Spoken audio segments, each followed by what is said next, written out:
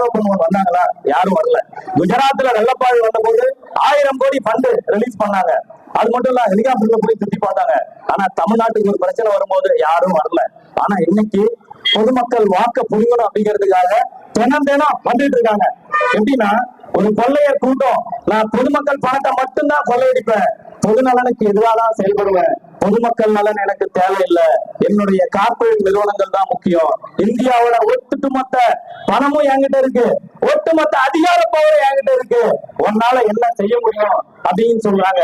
அதுக்கு ஒரு ஆகச்சிறந்த உதாரணம் விவசாயிகள் போராட்டம்.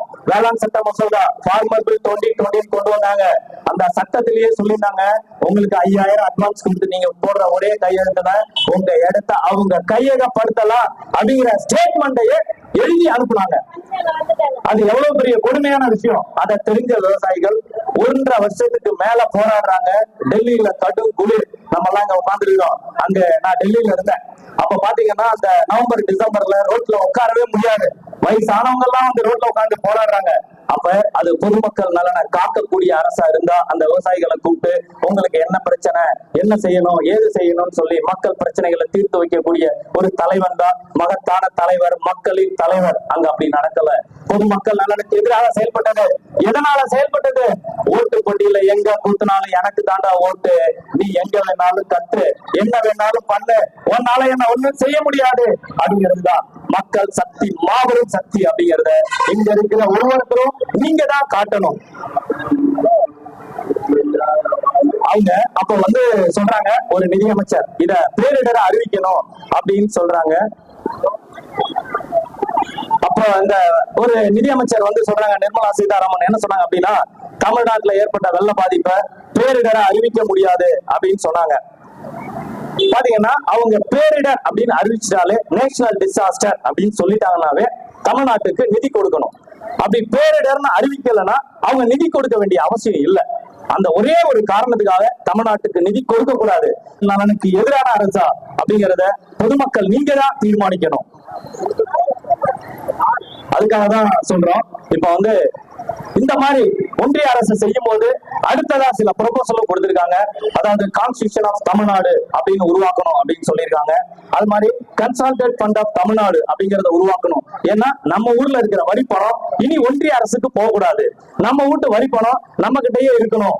அப்ப இருந்துச்சுன்னா நம்ம ஊர்ல ஒரு பாதிப்பு வரும்போது நம்ம எடுத்துட்டு போய் அந்த பணத்தை செலவு பண்ணி நம்ம வந்து நம்மளோட பாதிப்புகளை நம்ம வந்து சரி செஞ்சுக்கலாம். நம்ம அரசாங்கம் வந்து ஆய்வு பண்ணி 5000 கோடி ரூபாய் ரீஹாபிலிட்டேஷன் பண்றதுக்கு வேணும் அப்படின்னு சொன்னாங்க. அதாவது அந்த பாதிப்புல இருந்து மக்களை மீட்டெடுக்க இவ்வளவு ரூபாய் நஷ்டஈடு வேணும் அப்படின்னு ஆய்வு பண்ணி ஒரு கமிஷனே வந்துச்சு டெல்லியில இருந்து. அந்த கமிஷன் ஆய்வு மட்டும் தான் பண்ணிச்சு. நமக்கு ஏதாவது பணம் வந்துச்சா? ₹1 கூட வரல. தமிழக முதல்வர் திமுக தலைவர் தளபதி ஸ்டாலின் அவர்கள் தலைமையில தான் 6000 ரூபாய் கொடுத்தாங்க. அந்த மாதிரி பல்வேறு மக்கள் நலனும் நம்மளுடைய நடைமுறையில் இருக்கக்கூடிய திமுக அரசு தான் கொடுத்துச்சு, அவங்க கொடுக்கல. வேளாண் சட்ட மசோதா அப்படிங்கிற ஒண்ணு ரத்து பண்ணீங்க, 1.5 வருஷம் போராடினீங்க. அத போராடி ரத்து பண்ண உடனே ஒரு சட்டம் கொண்டு வந்தாங்க. அது என்ன அப்படின்னு பாத்தீங்கன்னா, 143 அத்தியாவசிய பொருட்கள் மேல 28% ஜிஎஸ்டி வரி விதிச்சாங்க. அது ஏன் தெரியுங்களா? அதுதான் அவங்களோட டெக்னிக். அவங்க என்ன பண்ணாங்க, ஓகே சட்டத்தை நீ ரத்து பண்ண சொல்லிட்ட, ஆனா என்னோட டார்கெட் என்ன? பொதுமக்கள் கையில இருக்கிற பணத்தை ஸ்டாப் போட்டு உரிக்கணும். அதுக்கு எப்படி செய்யலாம் அப்படிங்கிறதுக்காக உருவாக்கப்பட்ட அந்த சட்டங்களும் திட்டங்களும் 8 கோடி தமிழர்களுக்கும் 145 கோடி இந்தியர்களுக்கும் எதிரானது. 143 அத்தியாவசிய உணவுப் பொருள், எரிபொருள் எல்லாத்துலயும் 28% ஜிஎஸ்டி வரி. பாத்தீங்கன்னா அரிசி, பருப்பு, எண்ணெய் எல்லாமே ரொம்ப கொடுமையான விஷயம். இதெல்லாம் நம்மளோட அத்தியாவசிய உணவுப் பொருள். பெட்ரோல், டீசல் அத்தியாவசிய எரிபொருள். இதுல கைய வச்சா 1 மணி நேரத்துல பல கோடிகள் வருமானம் ஈட்டலாம் அப்படிங்கிறது சில அரசாங்கத்தோட குறிக்கோள். அந்த குறிக்கோள் வந்து பொதுமக்கள் நலனுக்கு எதிரானது. பொதுமக்களுக்கு காசு கொடுத்து உதவுற ஒரு அரசாங்கம் தான் மக்களாட்சி, மக்களுக்கான அரசு. பொதுமக்கள் கையில இருக்கிற காசை புடுங்கிறதுக்காக திட்டங்களையும் சட்டங்களையும் கொண்டு வரக்கூடிய எந்த ஒரு அரசாங்கமும் சிறந்த அரசாங்கம் இல்லை. இத பொதுமக்கள் தெரிஞ்சுக்கணும். அந்த அரசாங்கத்துக்கு வாக்கு கேட்டு பல்வேறு கட்சிகள் வருது. பல்வேறு கட்சிகளை மிரட்டி பணிய வச்சாங்க. பல்வேறு பேர்ல வழக்கு பதிவு பண்ணி கொண்டு வந்தாங்க. இவர்களுக்கு எல்லாம் எதிராக உங்களுடைய வாக்குதான் இதுக்கு மிகப்பெரிய மாற்றத்தை கொடுக்கும். பொதுமக்களே சிந்தியுங்கள், சிந்தித்து வாக்களியுங்கள். அதுல இதுக்கு முன்னாடி ஒரு சட்டம் போட்டாங்க, ஃபார்மர் பில் 2020 வேளாண் சட்ட மசோதாவில். என்னன்னா, அத்தியாவசிய உணவுப் பொருளான எசென்சியல் காமடிட்டிஸ் ஆக்ட் 2020 அப்படின்னு ஒரு சட்டம். அது என்ன சட்டம்னா, அத்தியாவசிய உணவுப் பொருளான அரிசி, பருப்பு, எண்ணெய் எல்லாமே எப்படின்னா அதை யாரும் படுக்கல் பண்ணக்கூடாது. யாராவது படுக்கல் பண்ணாங்கன்னா நம்ம வழக்கு பதிவு பண்ணி அவங்க மேல ஆக்ஷன் எடுக்கலாம். அந்த ஒரு சட்டத்தை போட்டு கார்ப்பரேட் நிறுவனங்கள் எத்தனை லட்சம் டன் கோதுமை, பருப்பு, அரிசி, எண்ணெய் எல்லாத்தையும் நீங்க படுக்கல் பண்ணிக்கலாம் அப்படின்னு சொல்லி கார்ப்பரேட் நிறுவனங்களுக்காகவே கொண்டு வரப்பட்ட சட்டம் அது. அதை தெரிஞ்சுக்கிட்டு தான் மக்கள் போராடினாங்க. இன்னமும் அந்த சட்டம் அப்படியே தான் இருக்குது. அந்த சட்டத்தை மாத்தல. எல்லாத்துக்கும் இந்த வரி விதிப்பு வந்துருச்சு. இந்த வரி ரொம்ப கொடுமையானது. Corporate tax 36%. கார்ப்பரேட் நிறுவனம் தான் பே பண்ணணும். ஒரு காமன் மேன் 100 ரூபாய்க்கு சக்கரை வாங்கும் போது 28 ரூபாய் வரி கட்டும். 1000 ரூபாய்க்கு மருந்து வாங்கும் போது 280 ரூபாய் வரி கட்டும்.